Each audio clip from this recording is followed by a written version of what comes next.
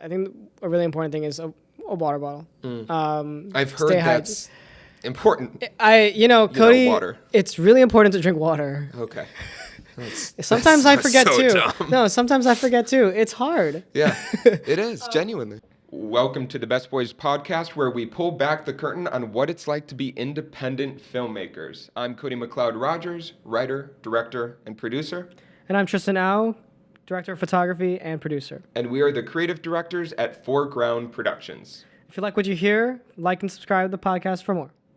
Welcome back, everybody, to the second episode of the Best Boys podcast. I'm Tristan Au. And I'm hit my hand on the table. And also, I'm Cody McLeod Rogers. And today we're going to talk about what to expect on your first day on set and things that nobody tells you. Yeah, I think this is a... No, it's going to be a great topic. Continuation of kind of what we talked about previously, which is like, okay, you're looking for a gig. Now you finally got one. What's that day going to be like on set? Yeah. And the day always starts with the call sheet. Yes. Well, that's really the day before. Your call sheet should be sent to you the day before, not the day If the producers and the production managers are good, the call sheet is going to be sent at least the day before. Yes. Hopefully sooner than that. But Tristan, what exactly is a call sheet? Yeah, this is this is a very good question.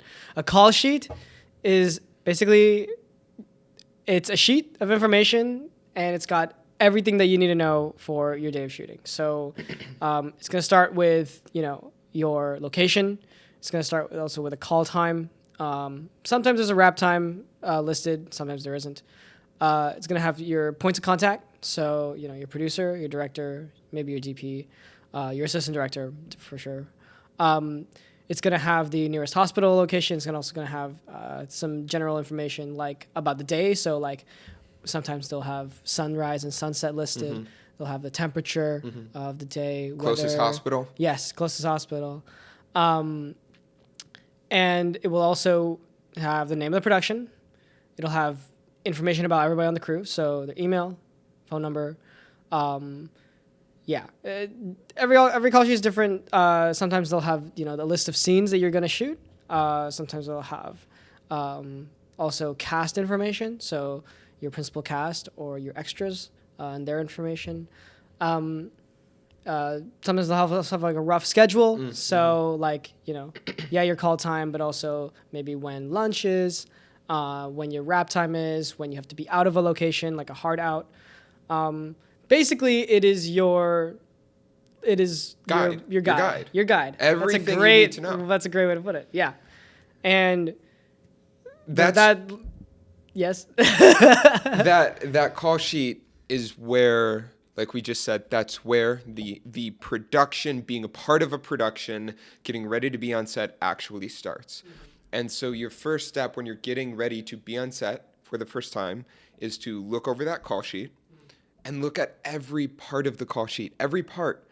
I've been on some sets before where not everybody has read the call sheet, which can result in people missing lunch and not eating and then being upset with producers and production managers and stuff like that. But the information was there clearly on the call sheet, right? So know that call sheet. You don't have to have it memorized. It'll be on your phone, it'll be in your pocket, whatever. But really make sure you read every part, every line, everything about it. Plus, it's a great networking tool. Now you have, not that you should go about taking people's contact information without them giving it to you, but it's also really important information because now you have the contact of the people you are working with on that set.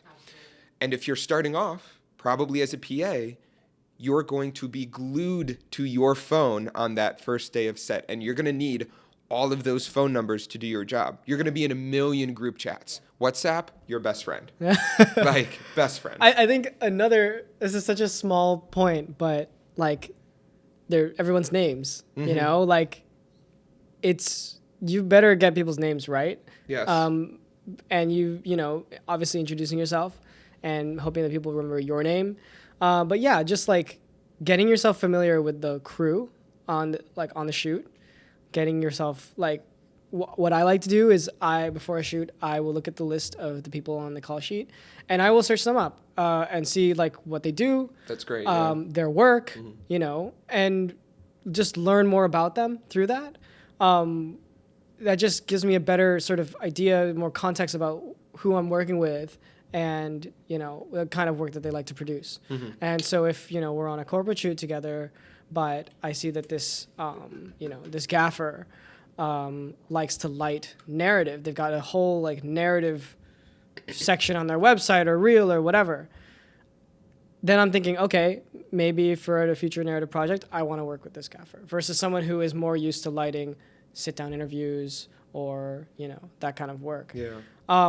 So it's just a great way to learn more about the people you're working with and deciding, if these people would be really a good addition to my network. Yeah, absolutely. I mean, so those are two concrete steps getting ready, before your first set, right? Again, going over that call sheet and then researching people you're going to be working with in advance. It's going to give you an idea of who you want to talk to. And then also you just know what they're going to be doing on set. Yeah. Right? And so that's one other element that you should really study beforehand is understanding the hierarchical the structure of a set. Yeah. And again, we talked about this a little bit in the first episode of kind of getting over that feeling or that inevitable feeling of, oh, you're the PA, you're the bottom of the call sheet, you're the least important. That's not true. In film, there is a structure of things on how sets function, and they need to function that way. I've been on sets where there's not really a hierarchical. I'm not going to get the word right, so we're just going to go with there's that. There's not a leadership leadership. It's not structure, top down, right? It's not top down. It's not top down, and in environments where there's not that top down structure, the sets do not function well, right? This is a proven function of a set, and there's some people who will use that in a controlling way, where the director will be, I am the most powerful, I am the one in charge. And they're just being mean about it. And like those directors suck.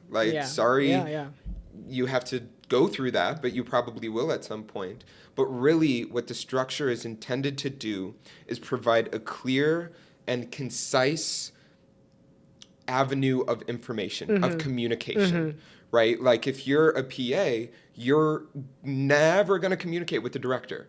Heck, you're probably never even going to communicate with the DP or even gaffer, right? Because those are department heads. You're going to be talking to maybe like a grip, maybe like a key grip, who then that key grip is then going to talk to the gaffer, right? Who is then going to talk to the DP, who is then going to talk to the director, right? And so you can Google these structures, online, and you can take a look at them, but understanding that structure and understanding who you essentially are allowed to talk to and who you're not. When camera is out, when play time is over and it's going to work time, you should only really be talking to the people who are you supposed to, talk to. Yes. When that camera is away, and you're all eating lunch, still probably don't approach like Christopher Nolan out of the blue, or Greta Gerwig, but the walls come down a little bit to talk to more people, but understanding that structure is another thing you need to do beforehand. Yeah, I think even on, like we previously mentioned, Cody and I just finished film school, and even on like a student set, there's like, you could fall into that sort of feeling like, oh, we're just working with friends, we're working with like classmates from our classes, like maybe we don't need to be hierarchical. Maybe we don't need to maybe I don't like telling people what to do, but like at the end of the day, you have to, because that is how sets are run and that is how you get things done. Yes. At the end of the day, filmmaking, being on set is really stressful. You have to make a lot of split-second decisions, like not split-second decisions, but important decisions. Very quick decisions. If you dwell on a decision for a long time, you are wasting time and money, right? So you need to be able to, if you are a key, department head, a director, DP, and there's a problem, you need to be able to find a way to solve that problem. Yeah. And that it doesn't help when 7 people are trying to solve that problem, right? Yeah. That is why it's so important that there is the structure because you limit how many people are actually talking at once. You know, Yeah. you have to be those are the people who make the decisions, Yes. and everybody else just follows. Yeah. You know? And we'll talk a little bit, kind of about this idea at the end of this episode on how to like get hired back. Mm-hmm. But if you show up knowing that, if you're a PA or somebody on the ground, you shouldn't be making creative decisions.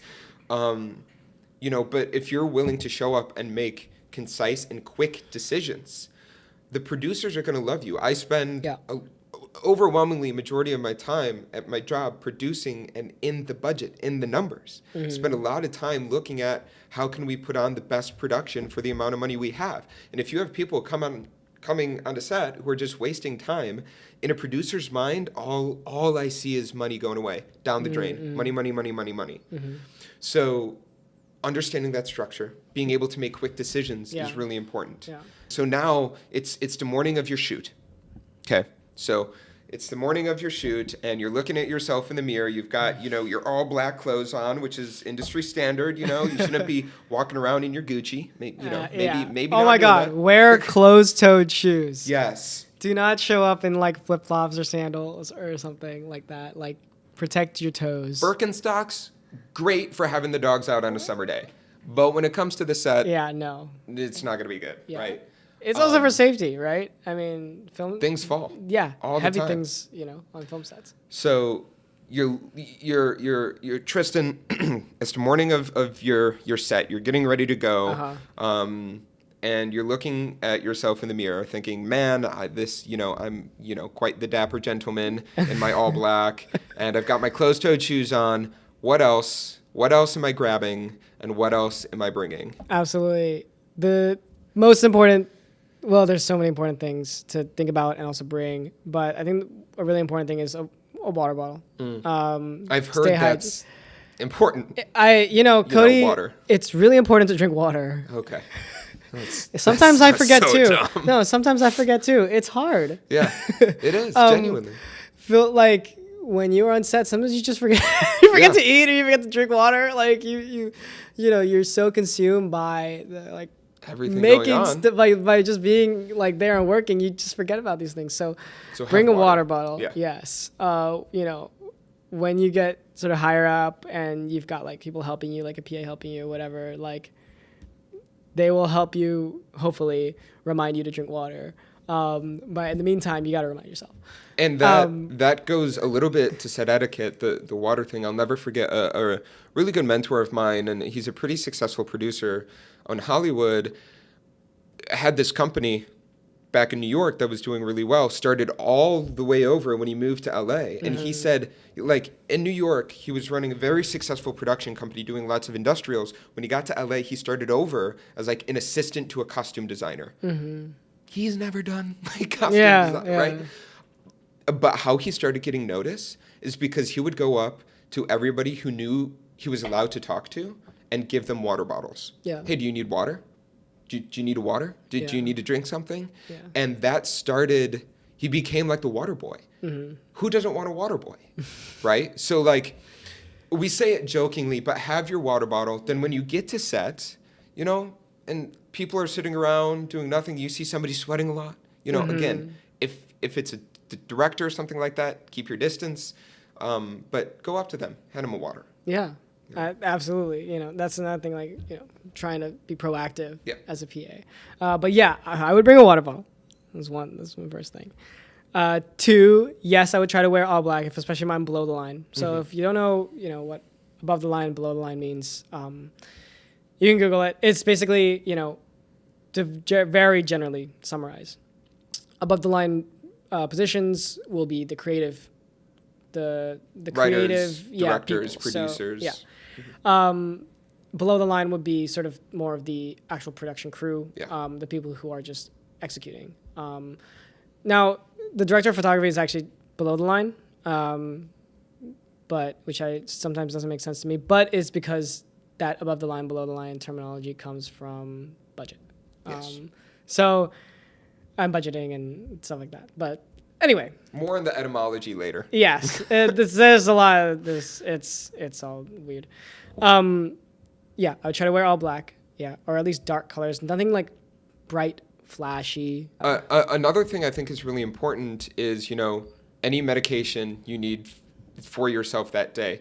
I think it's something that can easily slip through the cracks, whether it's Sudafed or like something bigger. Like we're talking about being on set for 12 hours minimum. Or even like ibuprofen or like something that, you're going to hurt. Yeah, or like you have a headache or like Tylenol, right? Like, have whatever medications you need to get through that day. Absolutely. Legal medication. Well, even as there have been times where I've been a PA and somebody on set would be like, hey, does anybody have like Advil? I have a headache. And I did. Yeah. It's not like I don't really need it ever, but I had it and I gave it to that person and they were like, oh my God, thank you, Tristan. That just saves like the time for someone to drive out to a pharmacy and grab Advil or whatever, right? Like, and that enables that person to like at least be comfortable and continue working and in like a safe way. I would also always show up early. At least 15 minutes before your call time.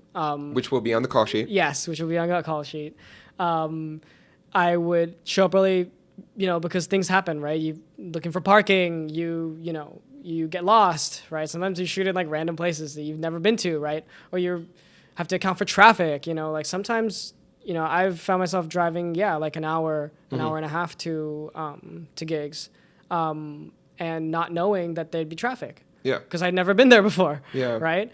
So try to account for that. You don't want to be late. No. People will always remember if you're late. Yes. They will also remember if you're early.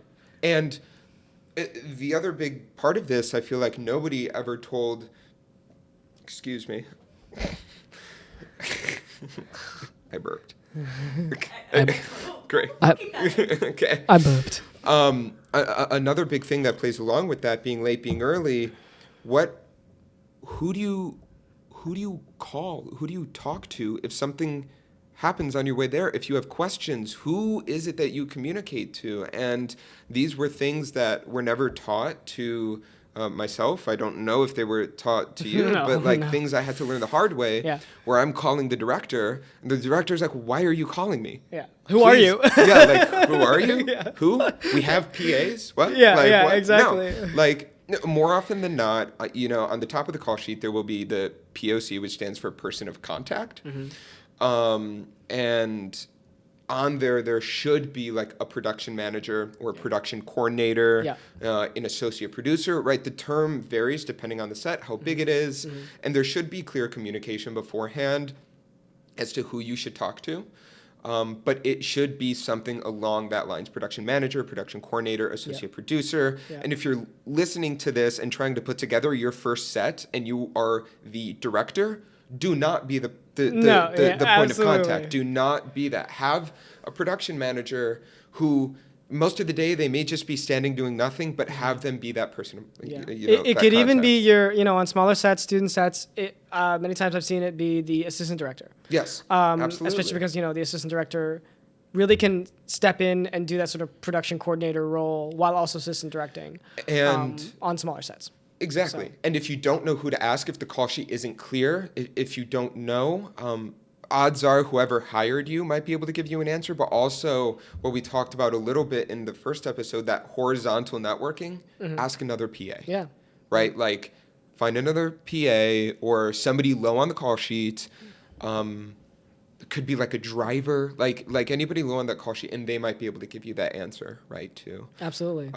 But getting there early and knowing who to ask logistical questions to. Yeah. Some other things, that I do on set that I would do on every set is eat the food.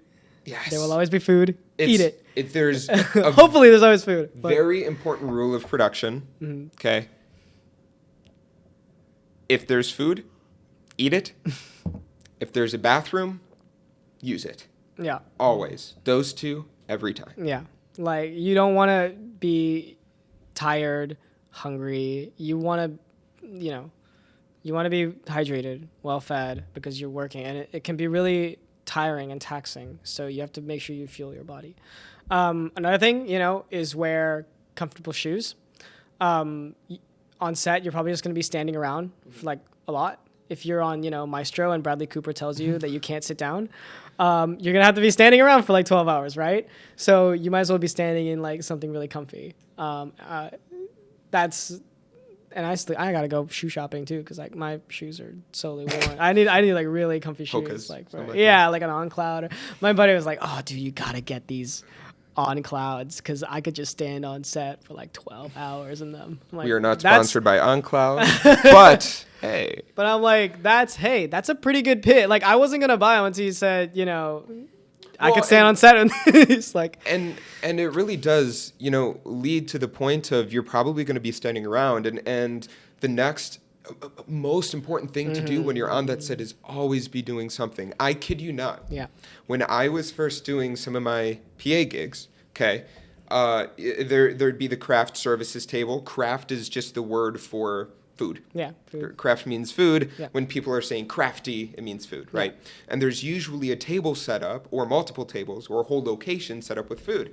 And one of my first times as a PA, I was on this production. I had no idea what to do. Nothing was really happening. They were like doing something that they just straight up didn't need me for. And I had asked, "Hey, is there something I can do?" And they're like, "No, not really." Mm-hmm. But you want to look like you're always doing something. So what I did is there was just a bunch of water bottles on the table, and I removed a bunch of water bottles, and then reorganized them, and then removed them again, and then reorganized them, just to look busy. Yeah. You don't, there's also a rule of production that you have to earn, and it's if there's a chair, sit in it. Yeah. Okay? You kind of have to earn that rule of production, and when you're first starting off, you don't want to be seen just lounging in a chair. The last thing you want to do is just be scrolling on your phone. Yeah. If you're a PA, you're probably on your phone 1,000% of the day because you're in 400 WhatsApps trying to figure out what the heck is going on. Mm-hmm. But then walk around in a circle and be on your phone. Like just whatever it takes, act like you're doing something. Yeah. And actively ask questions. What can I do? What can I do? What can I do? And if you don't know how to do something, ask. Mm-hmm. I've talked with some friends of mine who are PAs, in LA, in New York, wherever, and I remember asking, where is that line of when do I ask versus just figuring it out for myself, because I don't want to seem like I don't know what I'm doing. Right. And nobody wants to feel that, but just ask. They're chill. Absolutely. They'd rather have you ask and get it right than you mess it up and cause all sorts of problems. Yes, that is the I can't stress enough. Yeah, just ask questions, because, for example, you're a grip and you're putting away a light, or you're setting up a light, and you have never touched this light ever in your life. Just ask. Yeah. You don't want to get it wrong and break the $2,000 light. Mm. You know what I mean? You want to get it right the first time, and then you remember. Mm-hmm. And like, I've never, like, for example, how do you set up a softbox? The gaffer will show you, If you just tell him, I don't know what this is. I've never seen this in my life. The gaffer will show you, They won't be mad at you. No. Like, there was some, like, on my first shoot, one of my first shoots, I was the PA, and then I got sort of bumped up into being the grip, or key grip, it's a small shoot. And I had no idea what I was doing, like, I had never touched these lights before, or set these lights up before, but the gaffer would help me. Yeah. When, on that same shoot, the gaffer wasn't available for some of the days, I got bumped into the gaffer rate, but I still don't know anything. So in that case, the AC helped me set up lights, set up light modifiers, that kind of stuff. People will help you, You just gotta ask. And like, if you come across people that don't, or that are rude, just know, at least in our experiences, that's not usual. Like, it is not the ordinary or the standard for people to be rude about people trying to learn. So if that is a fear of yours, just do your best to set it aside, because most people want to help you. So, Tristan, you're a director of photography.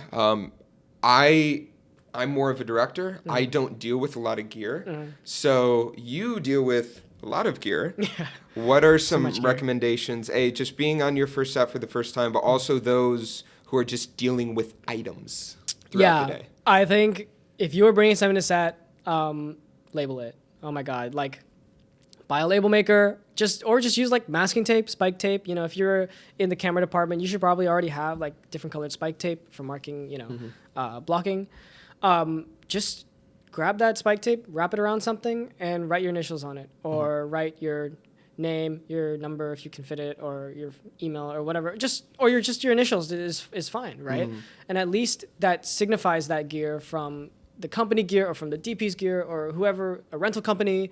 Every piece of gear on a film set will usually be marked by something, and it just helps be organized. Like at the end of the day, when you are wrapping everything and you just want to go home, it can be a really big mess. Yeah.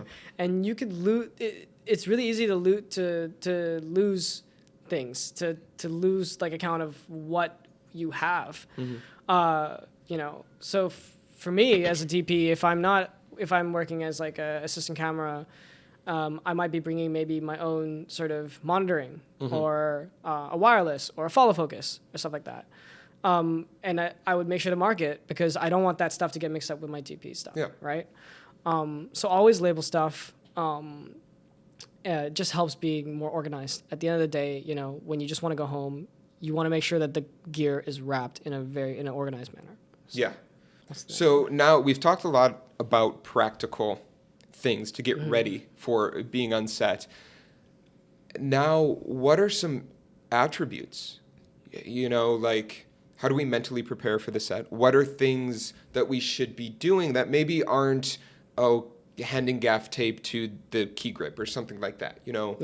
What are some other things that we should do? This is very simple. Be friendly.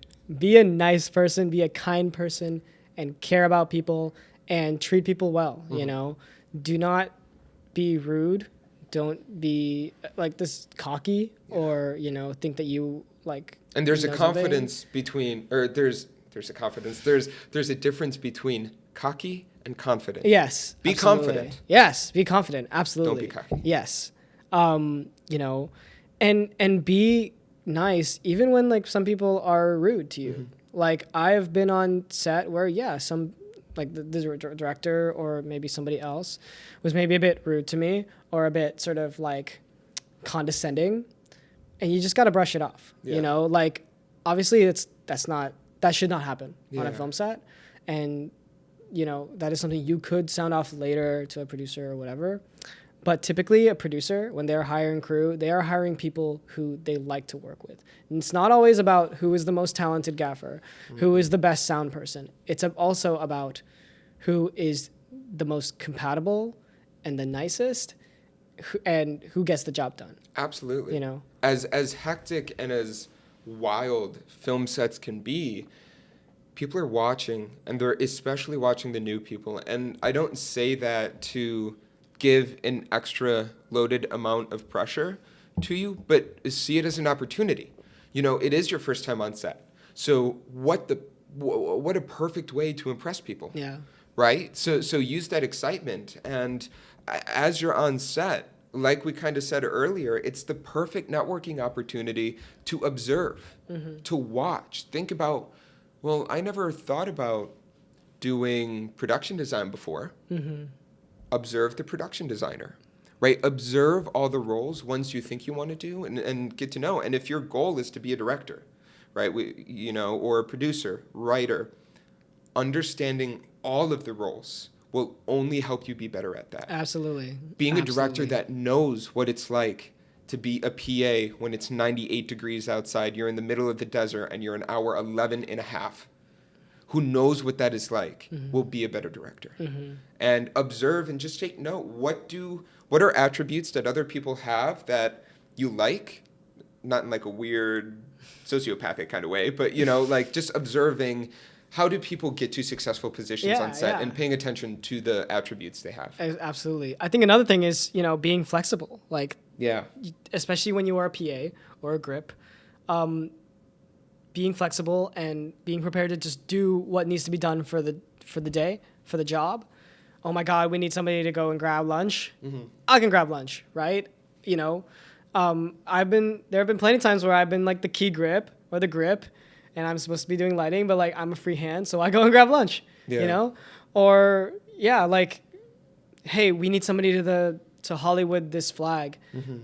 Sign up. You know, be the first. Try to be the first person to be like, I'll do it. And Hollywooding means you're basically temporarily holding something. Hollywooding. Yeah, it means like you hold. Yeah, like you're holding something for the shot without putting it on the on a stand right. or whatever. Yeah, it's basically it's physical labor, but usually you don't have to Hollywood something so heavy.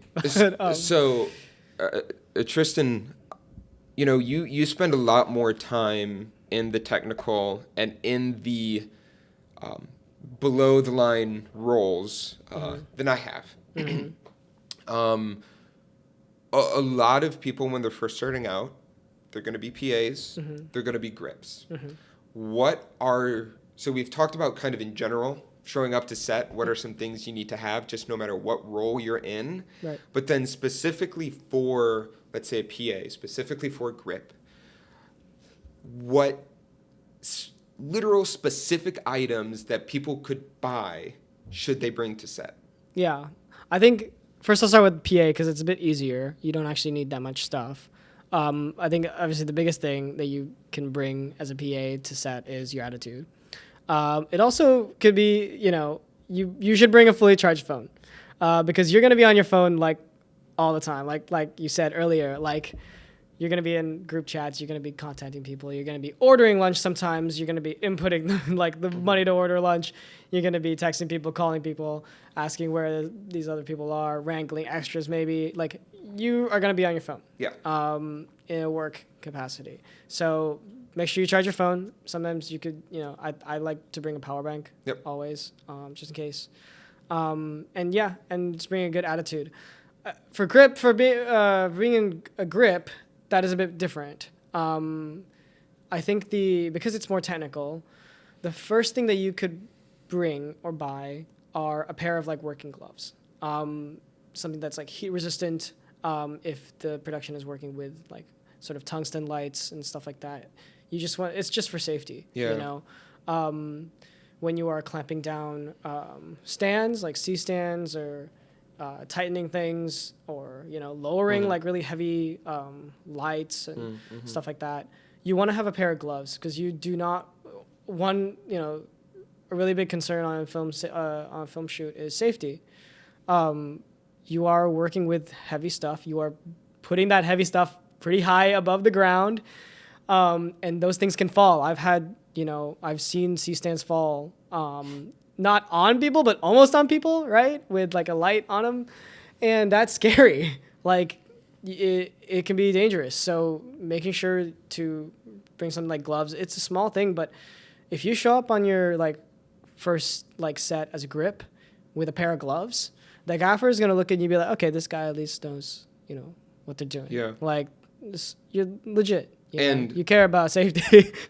And if you're interested in learning more about specific items for specific roles, that will be a series that we do as well. If you're a director, what are some things you should have? If you're an AD, first of all, God bless you.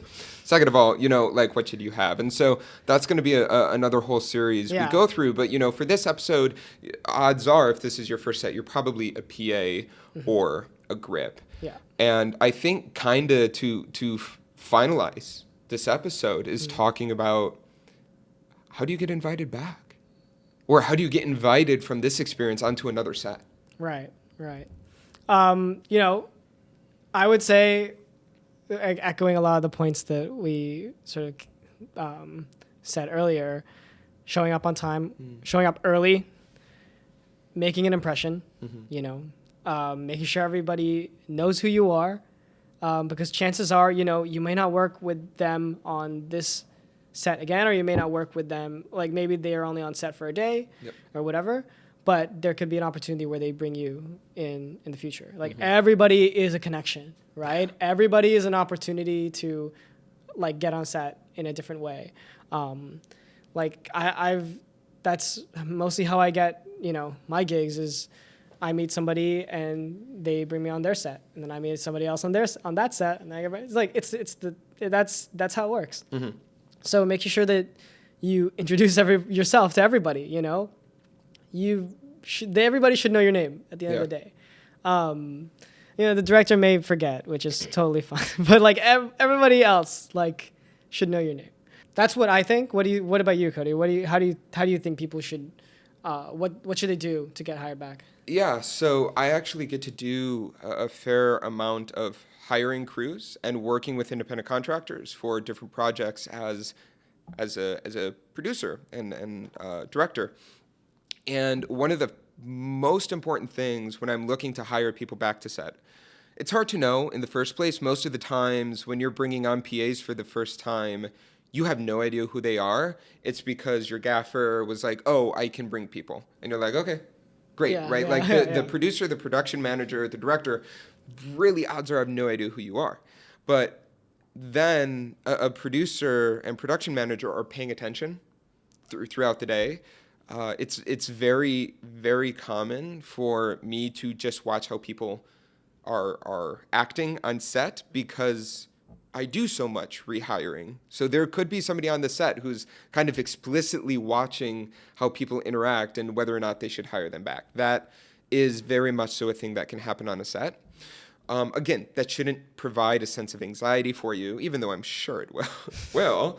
It's just, be aware that that's a thing. Yeah. But when I'm looking to hire people back to a set, the first thing I think about, were they fun? Mm-hmm. Because here's the thing, right?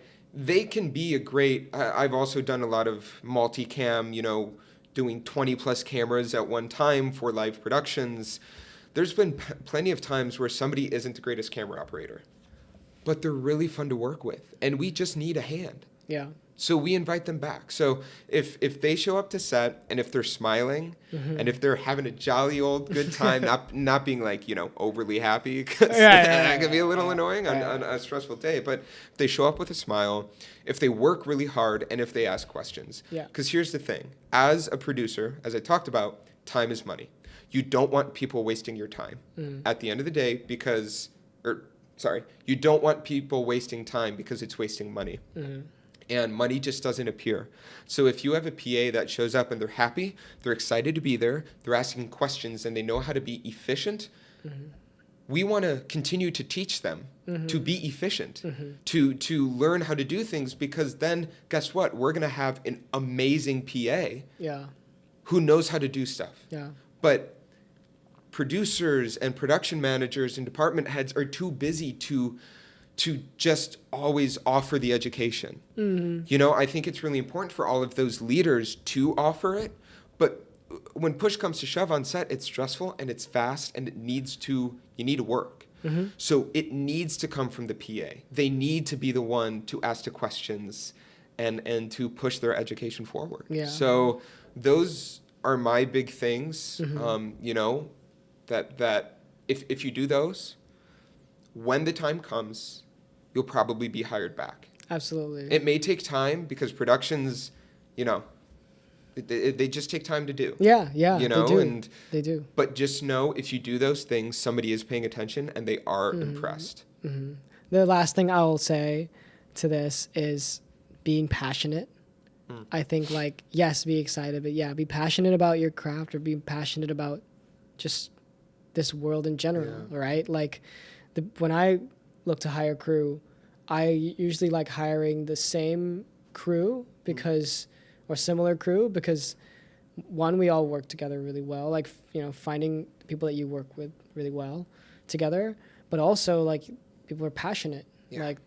When they're passionate, they feel empowered to produce their best work. So look for that passion and show your passion, right? As a PA, as a grip, show that you are interested in this stuff. Ask why we're lighting it this way. Yeah. Right? And that makes such a difference between just setting up the light and walking away from it, So that's my final thing, is just show your passion, and people will recognize that passion, and they will want that. Again, it feeds them too. It reminds other professionals why we're all doing this. So. Yeah. Well, that was episode 2 of the Best Boys podcast. Be sure to check out our next episode in this little mini series that we're doing, and that's how to start your short film. Yeah. How to do your first short film. Yeah, we talked about, how to sort of mark yourself a professional, how to get on set for the first time, how to stay there, and now, you've done that, and now you're going to make your own short film, so congratulations. We're going to talk to you about that in the next one. And again, I'm Cody McLeod Rogers. And I'm Tristan. And this has been the Best Boys podcast. Bye.